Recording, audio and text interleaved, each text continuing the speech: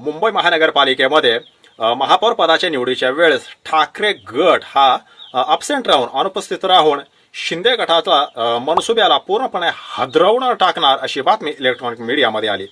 आणि मग झालं काय की इकडं सुरुवातीपासूनच संभाजीनगरमध्ये ठाकरे गटाच्या विरोधामध्ये आणि उद्धव ठाकरे आणि एकूणच ठाकरे परिवाराबद्दल सतत चटरफटर करणारे एक नेते म्हणजे संजय शिरसाट यांनी लगेच एक प्रेस कॉन्फरन्स बोलावली. आणि प्रेस कॉन्फरन्स घेत असताना ज्यावेळेस पत्रकारांनी त्यांना या मॅटरबद्दल विचारलं की शिंदे यांना मुंबईमध्ये महापौरपद पाहिजे आणि त्यासाठी ते रुसूर बसलेत किंवा ते मुंबईमध्ये गेलेत, परंतु तुमच्या या मनसुब्याला ठाकरे गट सुरुंग लावणार आहे, त्यावेळेस हे महाशय असं म्हणतायत की असंही ठाकरे गटाला मुंबईमध्ये फारसं काय मिळणार नाही. महापौर पदाच्या निवडीच्या प्रक्रियेमध्ये ते जर का सहभागी झाले तर ते तोंडावर पडतील. म्हणजे बघा संजय शिरसाट हे काय बोलतायत, छत्रपती संभाजीनगरमधून ते हे बोलतायत की महापौर पदाच्या निवडणुकीच्या वेळेस ते अब्सेंट यासाठी म्हणे राहतील कारण या प्रक्रियेमध्ये त्यांनी जर का सहभाग घेतला तर असंही ते तोंडावरच पडतील. त्यामुळं हरलो हे ब्रीद लावून घेण्यापेक्षा अब्सेंटच राहायचं, नाहीतरी त्यांना या प्रक्रियेमध्ये काय भेटणारच नाहीये. मुद्दा असा येतो, इंटरेस्टिंग राजकारण असं आहे की छत्रपती संभाजीनगरमध्ये शिंदे गट यांचा पूर्णपणे सफाया भारतीय जनता पक्षाने करून टाकलेला आहे. आणि झालं होतं काय की महानगरपालिका निवडणुकीच्या आधी संजय शिरसाट यांच्यावर असा ब्लेम लावला गेला होता की स्वतःच्या मुलामुलीसाठी ते काही जागा मागून घेत आहेत, काही वॉर्ड मागून घेत आहेत आणि त्यासाठी भारतीय जनता पक्ष तयार नाही. आणि त्यासाठी म्हणून स्वतःच्या मुलासाठी म्हणून संजय शिरसाट यांनी भारतीय जनता पक्षासोबतची महानगरपालिकेमधले युती मोडीत काढली. पण झालं वेगळंच, कारण त्यांना असं वाटत होतं की ज्या प्रकारे नगरपालिकामध्ये आपल्याला यश भेटलं तसंच यश महानगरपालिकेमध्ये सुद्धा भेटेल. पण झालं उलटच, भारतीय जनता पक्षानं यथेच्छ पैशाचा असा वापर केला अशी चर्चा आहे. अर्थात याबद्दल तुम्हाला माझ्यापेक्षा जास्त माहिती आहे. आणि त्यामुळं शिंदे गट पूर्णपणे कोलॅप्स झाला, छत्रपती संभाजीनगरमधून पूर्णपणे हद्दपार झाला. याविषयी संजय शिरसाट यांना ज्यावेळेस छेडला असतात त्यांच्याकडे काहीही उत्तर नाही.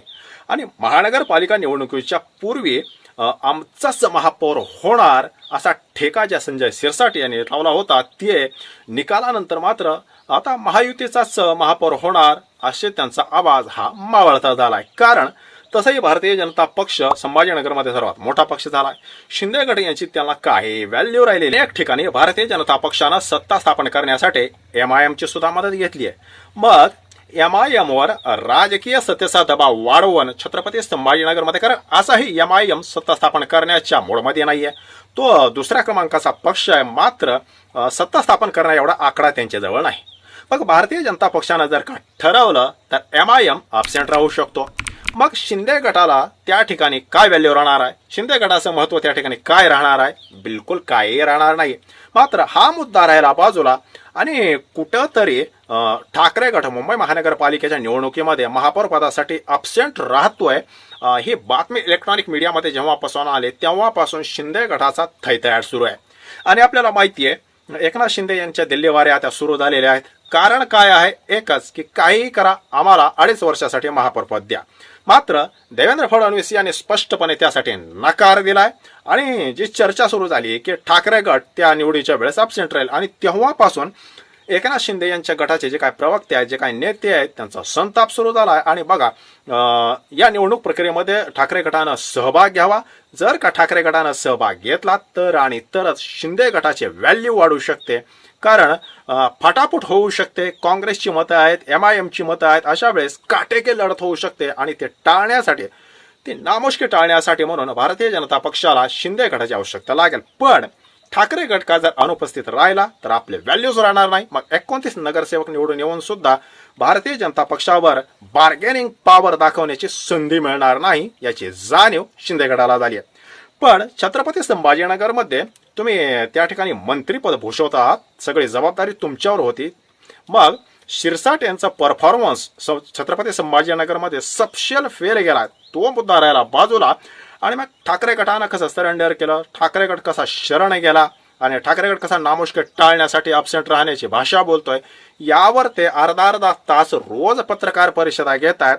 पण त्याच वेळेस पत्रकार ज्यावेळेस त्यांना संभाजीनगरमधील छत्रपती संभाजीनगरमधील तुमचा परफॉर्मन्स का चांगला झाला नाही हे विचारल्याबरोबर ते या मुद्द्यालाच फाटा फोडतात. आणि मग काय झालं, महायुतीचा तर महापौर बसणार आहे, दुसरा ठाकरे गटाचा बसणार आहे का, MIMचा बसणार आहे का, असे ते फाटे फोडतात.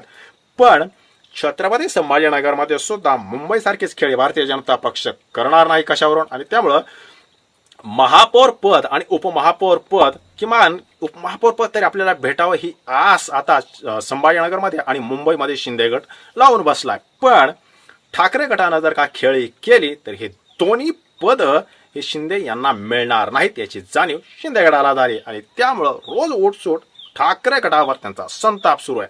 आता बघूया, महापौर पदाची निवडणूक लवकरच होणार आहे आणि ठाकरे गट नेमकी काय खेळी करतं की ज्यामुळं शिंदे गटाची बार्गेनिंग पॉवर पूर्णपणे कमी होणार आहे. आणि इतके धावाधाव करून सुद्धा ठाणे कल्याण वगळता कुठेही महापौर पद त्यांचा बसणार नाही. बाकी या विश्लेषणावर आपलं मत काय, कमेंट नक्की करा.